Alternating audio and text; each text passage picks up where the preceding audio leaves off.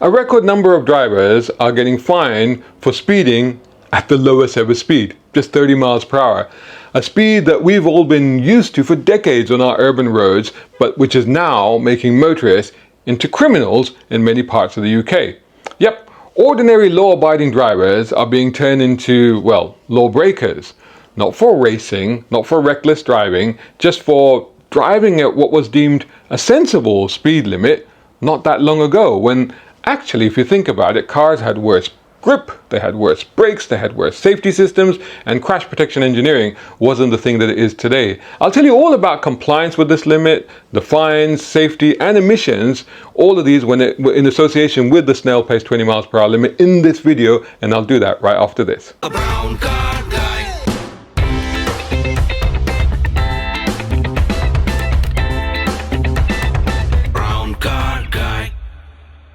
In September 2023, Wales imposed a blanket 20 miles per hour speed limit across most built-up areas. Many English councils are following suit, including Birmingham, Oxford, and even sleepy old Cornwall.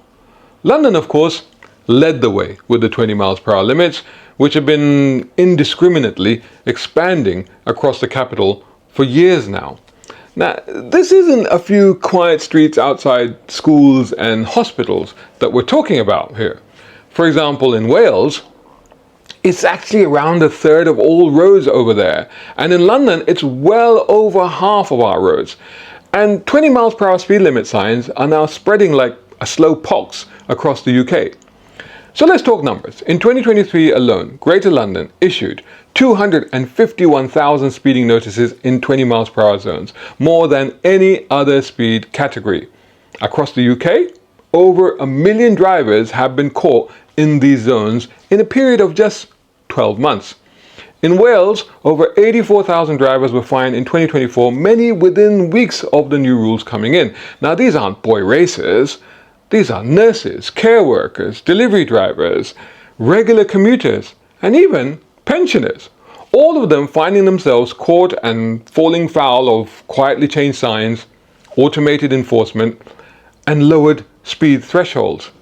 Is this really about saving lives, or is this actually just a stealth tax? On the other hand, it is safer, right? Well, yeah, sort of. Wales says it saw around 100 fewer deaths and serious injuries in the first year of introducing the 20 miles per hour limit. That's a 30% drop. Impressive. However, it has been found that actual speed reduction in 20 miles per hour zones is less than 5 miles per hour. Transport for London confirmed that reductions were of just 1.7 to 5 miles per hour after the introduction of the 20 miles per hour limit. In Wales, the average speed reduction was only 3 miles per hour. In fact, only 64% of vehicles were found to be traveling at or below 24 miles per hour, which isn't far from the 45% of cars that already drove at or below 24 miles per hour before the speed limit was implemented. As I've always said, most drivers are sensible and will drive at appropriate speeds for the conditions and the environment, even if that means going slower than the posted limit, without, having to be forced to do so. Meanwhile, some studies, like the one from Queen's University Belfast and the University of Cambridge, found no meaningful drop in collisions in trial areas, although they did notice a reduction in traffic, which gives credence to this being more about getting rid of cars. Anyway, there's also the real danger of driving at 20 miles per hour that no one seems to talk about, because drivers who do stick to 20, and I've experienced this myself, they're getting tailgated, hassled, overtaken, beeped at, even shouted at, because let's face it, 20 miles per hour does feel too slow. Being stuck behind a slow car can be frustrating, and frustrated drivers might do risky things like rash, desperate, and dangerous overtaking maneuvers. 20 might be plenty on paper, but sensible is probably safer when out on real roads.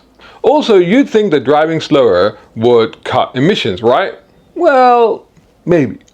Cars can be less efficient at 20 miles per hour. To maintain a slower speed, they often end up staying in lower gears for longer and therefore using more fuel. However, despite theoretically running a car slower for longer should result in higher emissions, there are mixed studies when it comes to measuring the impact of the 20 miles per hour limit on emissions. A UK government report, for example, found that petrol vehicles at 30 miles per hour produce 36 to 39% more CO2 and diesel vehicles 79% more NOx, nitrogen oxides, compared to when doing 20 miles per hour, when accounting for realistic stop-start urban conditions, etc.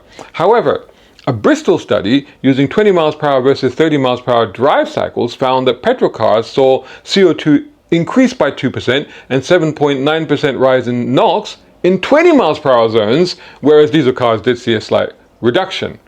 In central London specifically, Imperial College modelling noted moderate increases in CO2 and NOx for petrol cars, and again saw slight reduction for diesel cars when reduced to 20 miles per hour. Although particulate levels, which includes emissions from brakes and tires, did improve, which I guess does kind of make sense.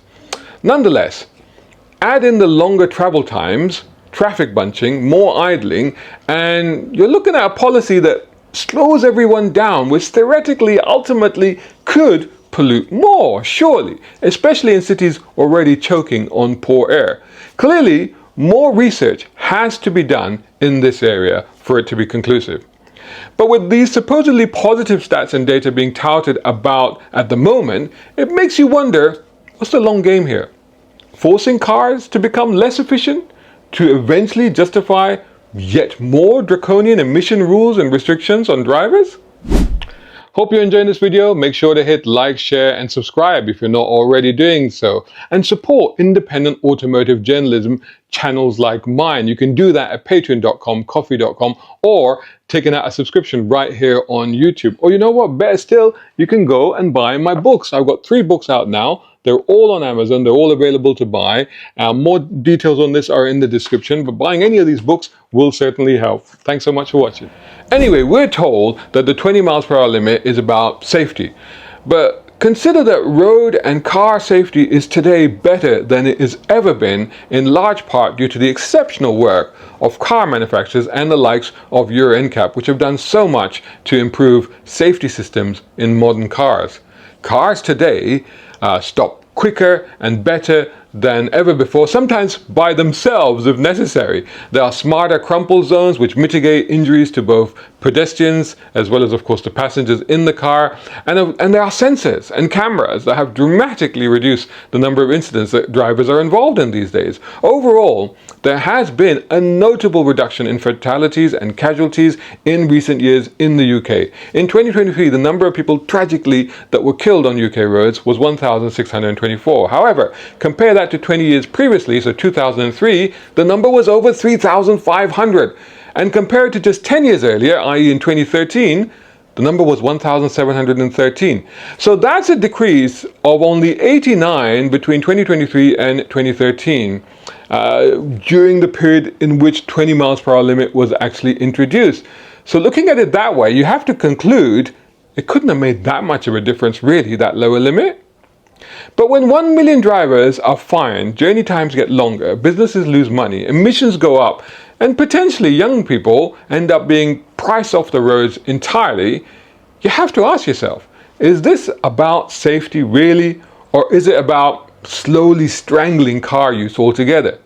So let me know what you think in the comments below. And tell me, have you been caught out by the 20 miles per hour trap? Or do you think that it is actually safer and it is better to go slower out there? Anyway, don't forget to hit like, share, and subscribe on your way out. And I look forward to reading your comments, and I'll catch you very soon in the next video. Shout out time, guys. Thank you so much. Hey, if you enjoy my content, why not get involved? Buy me a coffee. You can do that at either of these links. Or if you're watching on YouTube, buy me a thanks or take out a membership. It all helps. It really does.